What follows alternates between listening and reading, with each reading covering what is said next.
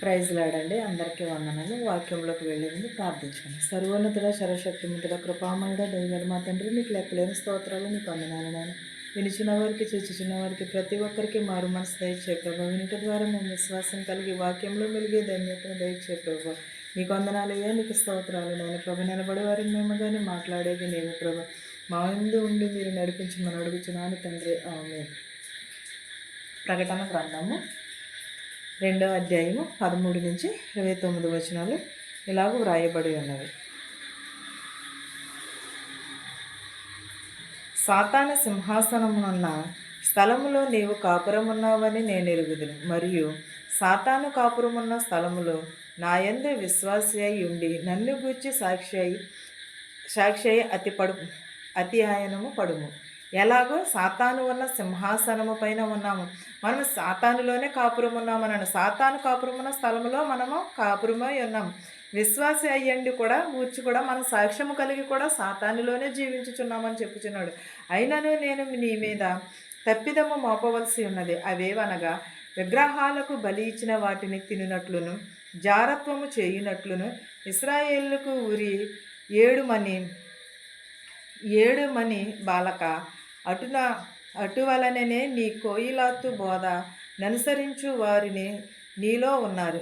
ఎలాగో అయినను నేను నీ మీద కొన్ని తప్పిదములు మోపవలసి ఉన్నది. అవేవనగా విగ్రహాలకు బలి ఇచ్చిన వాటిని తినినట్లును, జారత్వము చేయనట్లు నుండెను. మోషేతో యోహానుతో ఏమని అంటున్నాడు? ఈ జారత్వమును జారత్వం కలిగి ఉన్నామని అంటున్నాడు. విగ్రహములకు బలి ఇచ్చిన వాటిని తినచ్చు.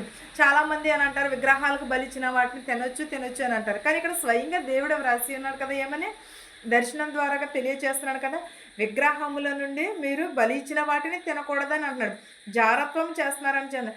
అటున వాళ్ళనే బోధన అనుసరించే వారు ఎవరును కూడా అవి తినకూడదని అంటున్నాడు. కావున మారు మనసు పొందుము. లేని ఎడల నేను నీ యుద్ధకు త్వరగా వచ్చి నా నోట నుండి వచ్చు ఖడ్గము చేత వీరితో యుద్ధము చేసేదని. ఎలాగూ ఈలోపే మారు మనసును కలిగి ఉండమని అంటున్నాడు. మారు మనసు పొందని ఎడల నేను నీ యుద్ధకు వచ్చి నా నోట నుండి వచ్చిన ఖడ్గము చేత వీరినితో యుద్ధము చేసేదని అన్నాడు.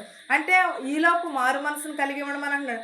మారు మనసు పొందలేకపోతే నేను నా నోట నుండి ఖడ్గము చేత నీకు యుద్ధమును చేసేదని అంటున్నాడు.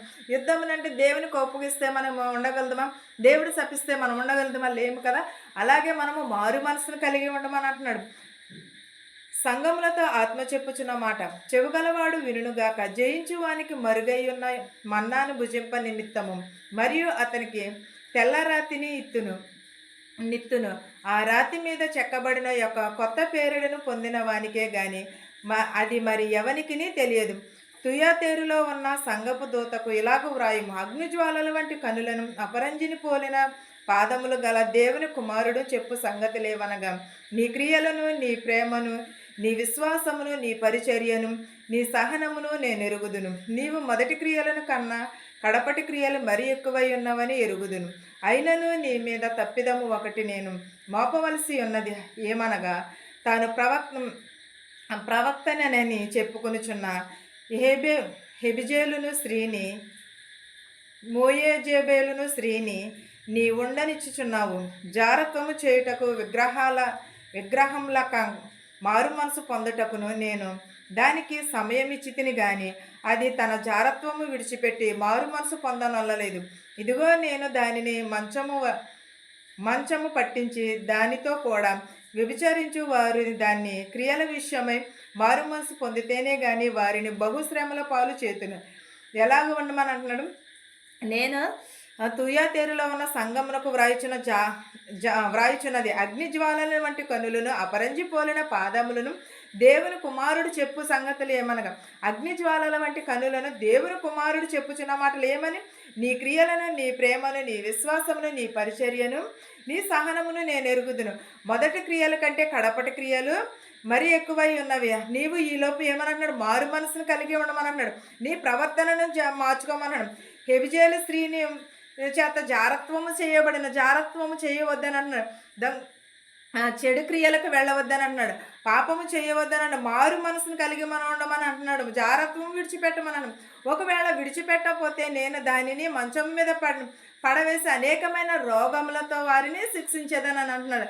దేవుడు మనల్ని శిక్షించాలని, మనం చేసిన తప్పిదములు మన క్రియలను బట్టే కదా దేవుడు మనల్ని శిక్షిస్తానని అన్నాడు. ఇదిగో నేను మంచం మీద పట్టించి వ్యభిచారించి వారి క్రియలన్నిటి కూడా మారు మనసు పొందితేనే కానీ మరి బహుశ్రమల పాలు చేస్తున్నాడు. మారు మనసు పొందకపోతే బహుశ్రమల పాలు చేస్తానని అంటున్నాడు దేవుడు. కానీ మనల్ని మారు మనసు పొందమని అంటున్నాడు దేవుడు. ధనం అడగట్లేదు, ధాన్యం అడగట్లేదు, నీ క్రియలను బట్టి నువ్వు మారు మనసు పొందుము అని అంటున్నాడు. మారు మనసు పొందని ఎడల ఏం చేస్తానన్నాడు? శ్రమల పాలు చేస్తానని చెప్పుచున్నాడు. దాని పిల్లలను నిశ్చయముగా చంపేదను. అందువలన దరిద్రములను హృదయములను పరీక్షించువాడను.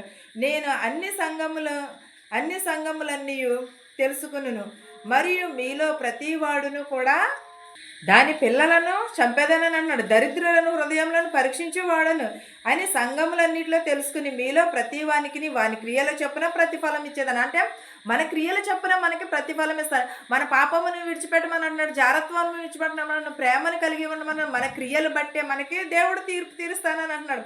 ఒకవేళ జారత్వం విడిచిపెట్టకపోతే ప్రతి వానికి వాని క్రియల చొప్పునే నేను ప్రతిఫలం ఇచ్చేదానని అంటున్నాడు. అయితే తురియాలోని కడవారమైనను మీతో అనగా ఈ బోధన అంగీకరింపక సాతాను యొక్క గుడారం యొక్క సంగతులను ఎరుగమని చెప్పుకొని వారందరిలోనూ నేను చెప్పినదేమనగా పైనే ఉన్నవన్నీ నేను వచ్చే వరకును మీకు కలిగిన దానిని గట్టిగా పట్టుకును. ఏంటది? పైన చెప్పినవన్నీ కూడా అంగీకరించి నా కడపటి వారిని కనుక గుడారమైన సంగతులను చెప్పుచున్నాను. మీరు నేను వచ్చే వరకు కూడా పైవన్నీ కూడా గట్టిగా పట్టుకుని ఉండుడని అంటున్నాడు. నేను నా తండ్రి వలన అధికారము పొందినట్లును జయించుచు అంతము వరకు నా క్రియలు జాగ్రత్తగా చేయు వానికి జలముల మీద అధికారం ఇచ్చేదను. అతడు ఇనపదండముతో వారిని ఏలును. వారు కుమ్మని వాని పాత్ర వలె పగులగొట్టుదురు. మరియు అతనికి వేకువ చుక్కను ఇచ్చేదను. సంఘములతో ఆత్మ చెప్పుచున్న మాట చెవుగలవాడు వినుగాక.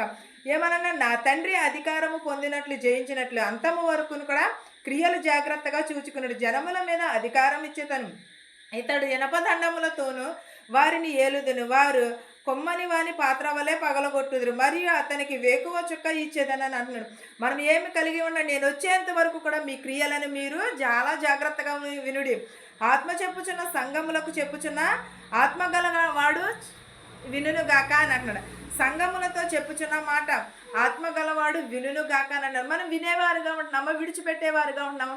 ఒక్కసారి మనం హృదయాన్ని మనం పరిశీలన చేసుకుంటున్నామా? ఎప్పుడైనా మన క్రియలే మన వెంట వస్తూ ఉంటాయి, మనం చేసిన తప్పిదములు మన వెంట వస్తూ ఉంటాయి.